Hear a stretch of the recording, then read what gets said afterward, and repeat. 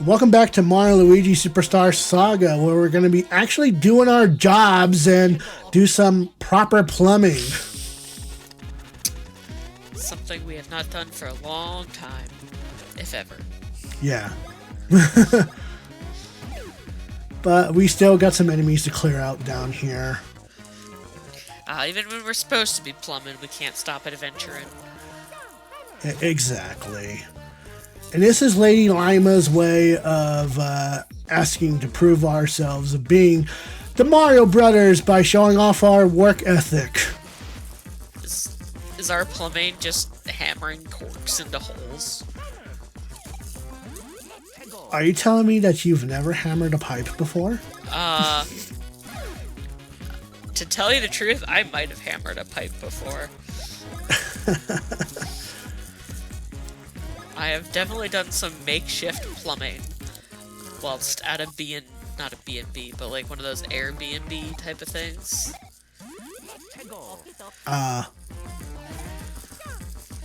So yeah, switching the hammer is switching between actions is very confusing at the very start, at least, because there is a way you can switch to hammer while Luigi is in the back or if Mario's in the back or whatever. However, there are going to be certain moves that we will be using in this game that can be taught to us by utilizing our hammer to smack the other brother with it. By chance. Right now we cannot. If you decide to smack your brother right now, he's just going to be angry at you.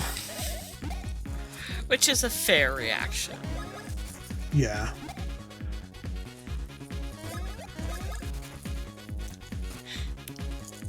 Yeah, as you can see there, I failed to press the button in time, so the head of the hammer fell off, and we just smacked him with the stick instead.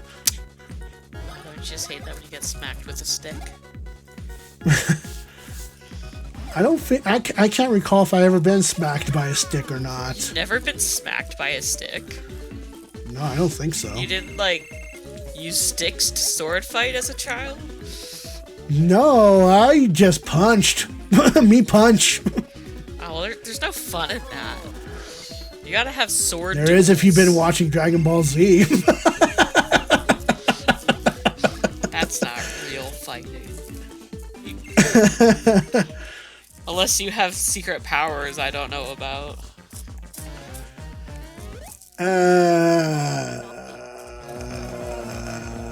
Anyway, back to this game. Back to plumbing.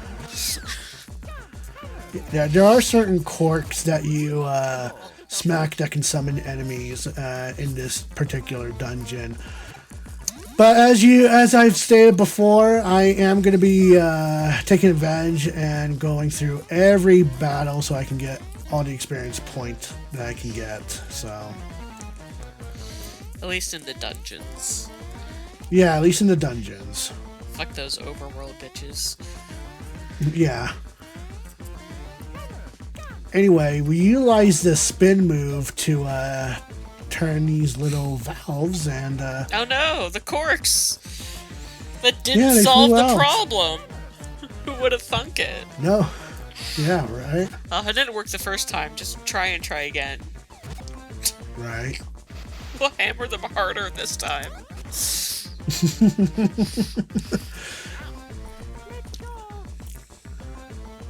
I don't know how easily annoyed you get by certain things, but you're going to realize that in each Mario game that we're going to be covering, if it's on the Game Boy Advance, they do have sound clips. And they do utilize the system's hardware for that. Very much utilize the voice clips. Like, hey, this is more advanced than your normal Game Boy. Which, to be fair, when the Game Boy Advance was out, it was very, very powerful in terms of gaming, because it's like, what's the point of having your Game Boy when you now have the Game Boy Advance? I mean, some people have their nostalgic goggles, like I do, for example, but, some people want to move on, and the Game Boy Advance was actually perfect for that.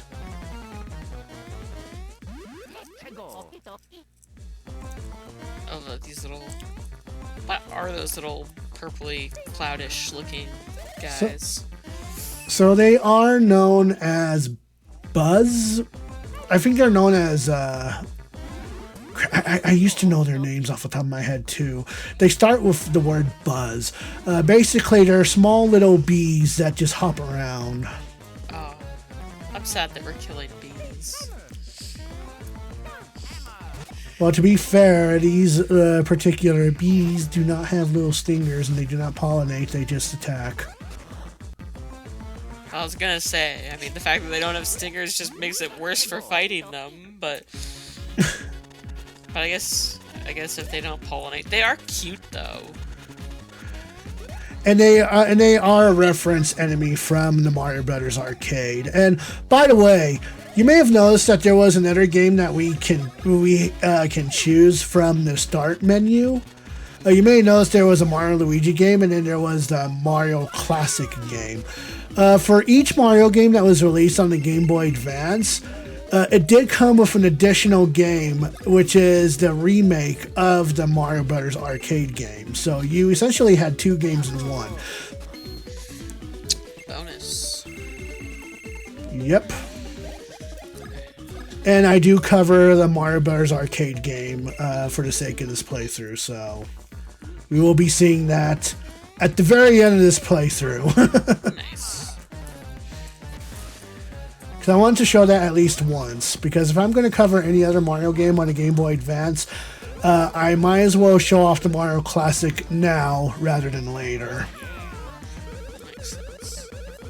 Also, Lady Lima, what the hell are you doing down here? Weren't you just upstairs?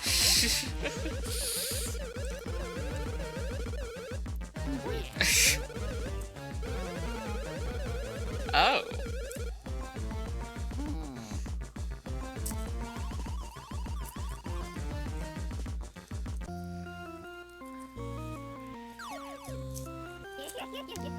It turned out that the Lady Lima was in fact Cackletta. And who knew that repairing the plumbing system would disable the security system for the Beanstar? Who would have ever thunk that? No one, I imagine. The bad plumbing was a security feature.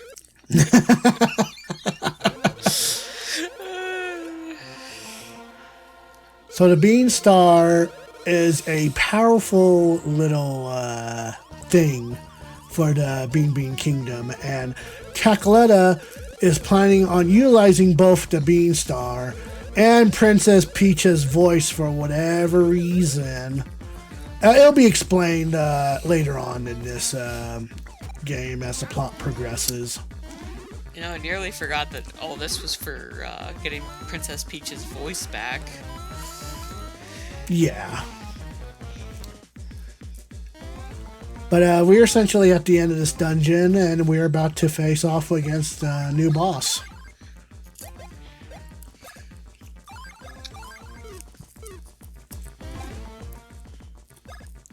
So yay, progression, I guess. Curious to see who the next boss is. If there's one thing I can really, if there's one thing I can say about this game, is that this game is not stale when it comes to bosses. Like, each boss is unique in its own way. Oh no! Oh, and it's Sandwich Man too. Yep.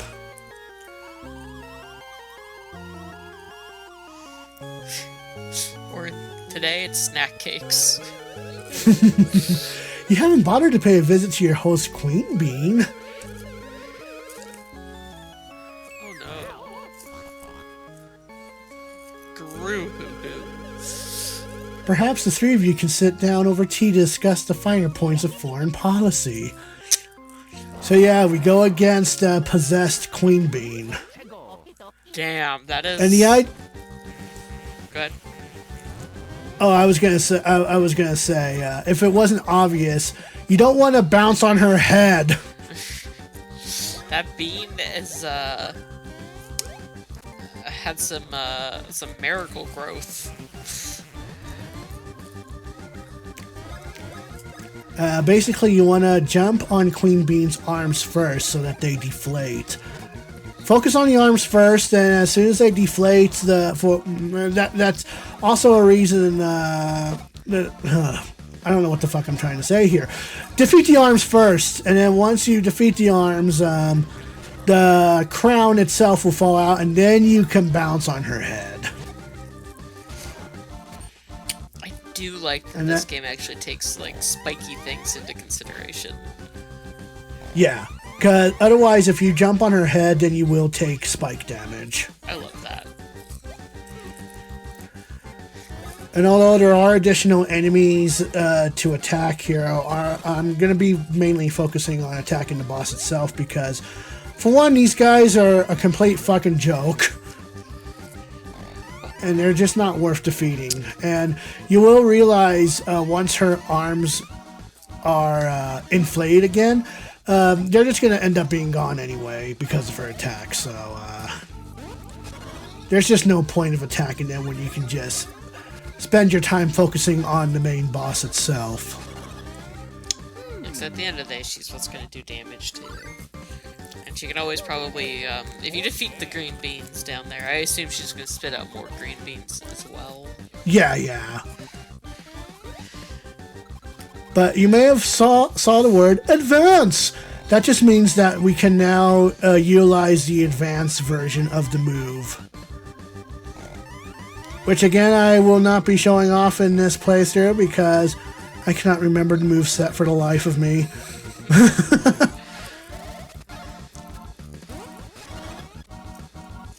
Besides, we're doing fine in terms of damage anyway, so it doesn't really matter in the long run. No.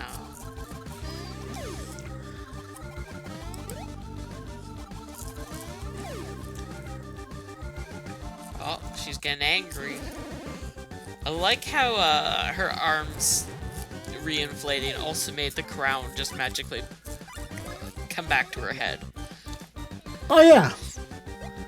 You didn't know if you grew muscles, your crown just automatically falls back onto your head? No, clearly I've been doing the wrong workout routine.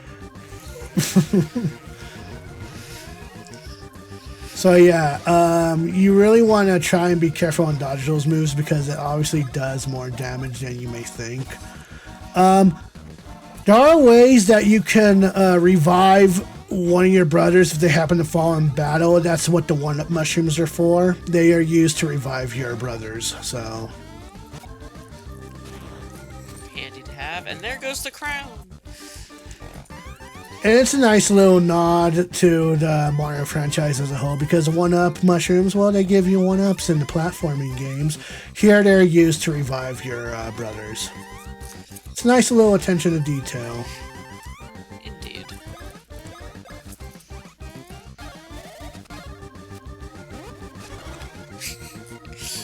But with that, Queen Bean is defeated.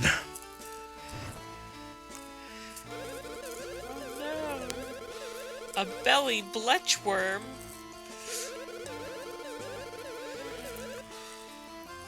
I don't know, maybe we can just jump up and down on her some more.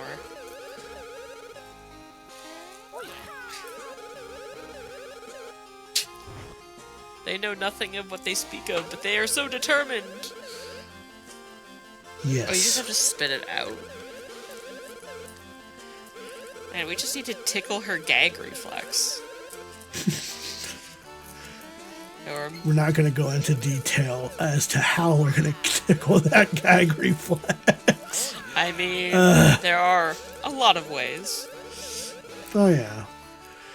Okay, but in this instance, we gotta go to Chateau de Chucklehuck to find Chocola Reserve, which is basically a soda that will help Queen Bean spit out the black worm.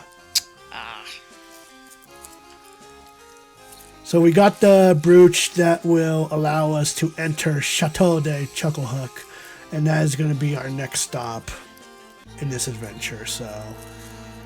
Let's go get some magic soda. But before that, we now get introduced to badges. In this case, we got the bean badge, and just like the overall equipment with the clothing equipment, they give you additional stats depending on what you wear. Nice. But badges are special in the sense that they have pros and cons. Certain badges have pros where they will up your power in jumping or hammering people and enemies and stuff like that. But then there are certain badges that are, well, they give you high stats, but they give you a downfall for the badge, where there's certain badges where they will give you a chance of, well, not a chance, but basically there is a status element in this game that will allow your jumps to be delayed, and there are certain badges that does that. Lovely. But anyway, we will continue our adventure in the next part of Mario & Luigi Superstar Saga.